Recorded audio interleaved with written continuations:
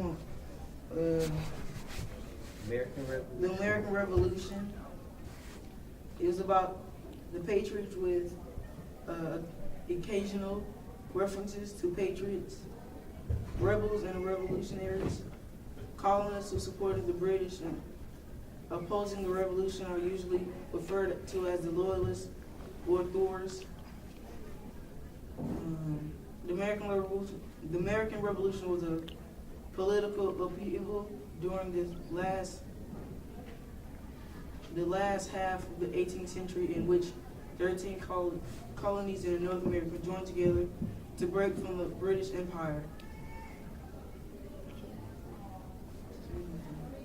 They first rejected the authority of the Great Britain to govern them without electing representation, and then expelled all royal officials. By 1774, each colony had established a provincial congress or an equivalent government institution to govern itself, but still recognized the British Crown and their inclusion in the empire. The British responded by sending compact troops to re-establish royalist control. Through the Second Continental Congress, the Americans then managed the armed conflict in response to the break known as the American Revolution War.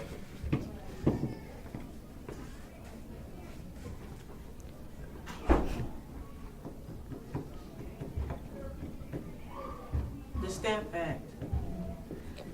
The Stamp Act is a legislation that requires a tax be paid on the transfer of certain documents. Those that pay the tax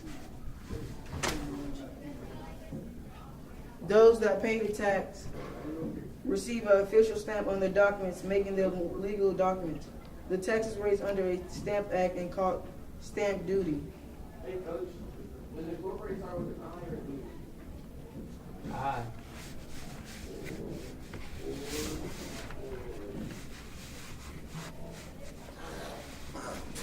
The Tea Act was an act of the Great Britain. Its official overt objective was to reduce the massive surplus of tea held by a fictionally troubled British East India Company and its London warehouse, and had to help them struggling companies survive. A related objective was to undercut the price of the tea smuggled into Britain, North American colonies. Oh, that one got scared.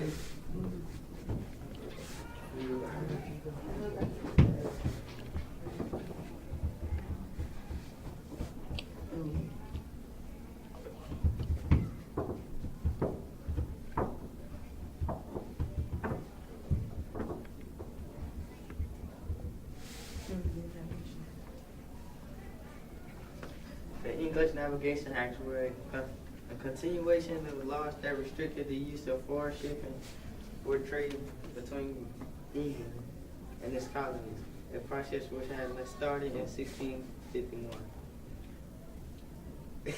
Their goal was to force colonial development into lines of favorable to England and stop direct colonial trade with Netherlands, France, and other European countries. The original ordinance of 1651 was renewed at the restoration by acts of 1662, 1663, 1670, and 1673, subsequently subject to minor amendments. These acts will also form the basis for British overseas trade for nearly 200 years. On the whole, the acts of trade and navigation were obeyed except for the Molasses Act of 1733, which led to extensive smuggling because no effective means of enforcement was provided until the 1750s. Irritation because of the stricter enforcement under the Sugar Act of 1764 became one source of resentment by merchants in the American colonies against Great Britain. This in turn helped push the colonies to start the American Revolution. This is our video, The American Revolution.